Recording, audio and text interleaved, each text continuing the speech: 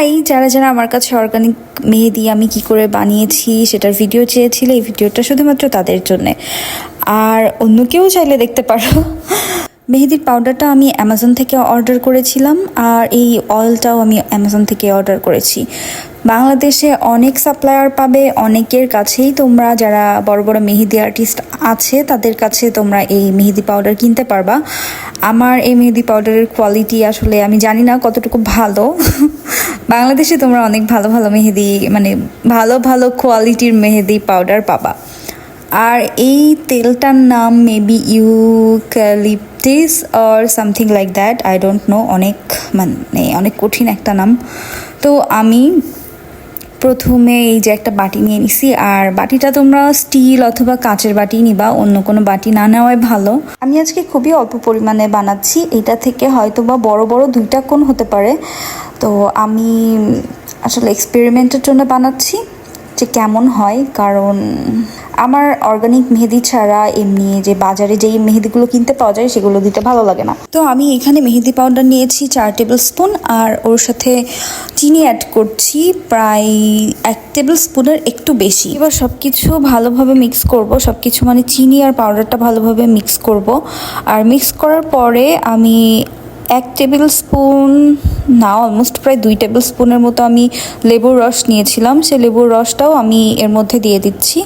আর এরপরে দিয়ে দেব সেই কঠিন নামের তেলটা, যেই তেলটার নাম আসলে অনেক, মানে আমার জন্য বলা অনেক কষ্টকর। তো আমি এখান থেকে তেলটাও দিচ্ছি 1 টেবিল স্পুনের মতো।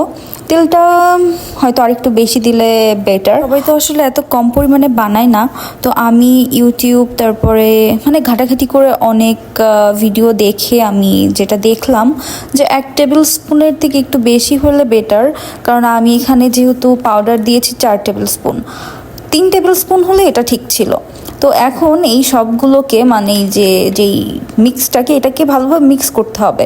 মিক্স বলতে আমরা যেভাবে কোনো কিছু মিক্স করি সেই মিক্সটা, আমাদের কিন্তু এখানে ব্লেন্ড করা যাবে না বা হুইস্ক করাও যাবে না। আর পানিটাও আমাদেরকে অল্প অল্প করে মিক্স করতে হবে যাতে বেশি কাদা কাদা না হয়ে যায়। আচ্ছা, এখন তোমাদেরকে আরও একটা কথা বলি, তোমরা চাইলে এই তেলটা বাদেও আরও কিছু তেল আছে সেগুলো ইউজ করতে পারবা, যে তেলগুলোর নাম আমি স্ক্রিনে দিয়ে দিব। আমি যখন পাউডার আর তেল অর্ডার দিয়েছিলাম তার আগে আমি গুগল করে দেখেছিলাম যে কোন কোন তেলে সব থেকে ডার্ক স্টেন আসে। তো তার মধ্যে 2টা তেলের নাম সব থেকে বেশি জায়গায় ইউজ করা হয়েছে, তো আমি তার মধ্যে থেকেই একটা তেল ইউজ করেছি। বাট তোমরা চাইলে এই তেলগুলোর যে কোনো একটা তেল ইউজ করতে পারবা।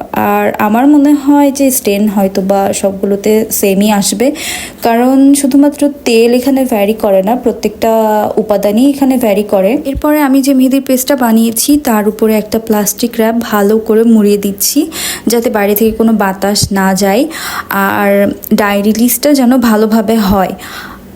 এরপর একটা টিস্যু নিব, আর এই টিস্যুটা ভাঁজ করে আমি প্রথম যে পলিথিনের যে লেয়ার সেই লেয়ারের উপরে দিয়ে দিচ্ছি, আর এরপরে আমি আবারও প্লাস্টিক র্যাপ দিয়ে ভালোভাবে মুড়ে দিব যেন টোটালি কোনো বাতাস না যায়। টিস্যু দেওয়ার রিজন হচ্ছে আমার এই পেস্ট থেকে ডাই রিলিজ হয়েছে কিনা সেটা ভালোভাবে বুঝতে পারবো, কারণ আমার জন্য বোঝাটা অনেক বেশি দরকারি। আর এই ডাই রিলিজের টেস্টটা ঠিক এভাবেই করে। এরপরে আমি এই বাটিটাকে একটা অন্ধকার জায়গা এবং গরম জায়গাতে রেখে দিয়েছিলাম, কারণ আমার এখানে ওয়েদার অনেক বেশি ঠান্ডা, আর এই ডাই রিলিজের জন্য একটা গরম ওয়েদার খুবই হেল্পফুল, মানে স্টেইনটা ডার্ক নিয়ে আসার জন্য অনেক বেশি হেল্পফুল। আর আমি যেটা করেছিলাম, আমার যেই চুলার উপরে যেই ক্যাবিনেটটা আছে আমি ঠিক ওইখানেই রেখেছিলাম। আমাদের বাংলাদেশের ওয়েদারের জন্য 24 ঘন্টা অথবা 28 ঘন্টা ডাই রিলিজের জন্য এনাফ।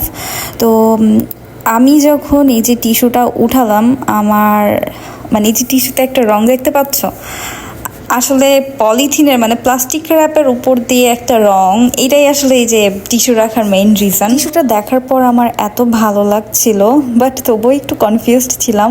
আর এই যে ফুল যখন আমি সব র্যাপগুলো উঠাইছি, উঠানোর পরে যখন আমি দেখছি আমার এত বেশি ভালো লাগছিল, আমি আসলে বলে বোঝাতে পারবো না যে ফার্স্ট টাইম আমি এক্সপেরিমেন্ট করে বেশ ভালো লাগছিল যে আমার ডাই রিলিজটাও ভালোভাবে হয়েছে, সব কিছুই পারফেক্টলি হয়েছে, মানে আমার খুবই হ্যাপি লাগছিল। এবার যে পেস্টটা, এই পেস্টটাকে আমাদের অনেক ভালোভাবে ব্লেন্ড করতে হবে।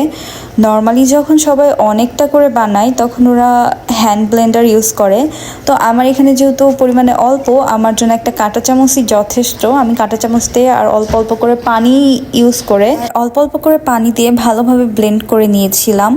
আমার পানি দেওয়ার রিজন হচ্ছে আমি চাচ্ছিলাম যে থিকনেসটা যেন একটু কম হয়, পেস্টটা যেন একটু পাতলা হয়, এই কারণে আমি একটু বেশি পানি দিয়েছি। তোমরা তোমাদের পেস্টের থিকনেস কেমন চাচ্ছ তার উপর ডিপেন্ড করে তোমরা পানিটা ইউজ করবা। তো এইখানে একটা পাইপিং ব্যাগ নিতে হবে, নিয়ে ওর মধ্যে আসলে আমরা যেই এটাকে কি বলে, আমি আসলে প্রসেসটার নাম জানি না, মানে আমাদের ছাঁকতে হবে এই পেস্টটাকে যাতে কোনো লামস না থাকে এর মধ্যে। তো নর্মালি সবাই পাইপিং ব্যাগ ইউজ করে, আর আমার কাছে পাইপিং ব্যাগ না থাকার কারণে আমি কি করেছিলাম, একটা পলিথিন ব্যাগকে পাইপিং ব্যাগের মতো করে বানিয়ে নিয়েছিলাম। তো তোমরা চাইলে ছোটো পলিথিন ব্যাগ ইউজ করতে পারো। আর এখানে যে মোজাটা আমি ব্যবহার করছি, এই মোজাটা আমার কাছে সব থেকে পাতলা একটা মোজা ছিল।